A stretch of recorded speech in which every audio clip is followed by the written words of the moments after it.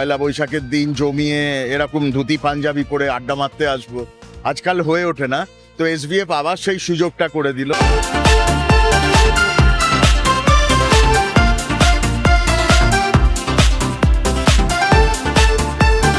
আজকে এসভিএফ এর পার্বণ যেটা, সেখানে আমরা সবাই এসেছি আজকে একদম বাঙালি আদতে, সবাই বাঙালি আদতে আমরা আজকে এসেছি। খুব ভালো লাগছে, সকলের সাথে দেখা হবে, ইন্ডাস্ট্রি সবারই সাথে, বাঙালি সাজে নববর্ষে অবশ্যই, এবং প্রচুর খাওয়া দাওয়া, তার সাথে অফকোর্স সঙ্গীত বাংলার birthday. So happy birthday to you. যতদিন এই বাঙালিয়ানা, এই সাবেকিয়ানা আমরা ধরে রাখতে পারবো, ততদিন হয়তো বাংলা কালচারটা থাকবে।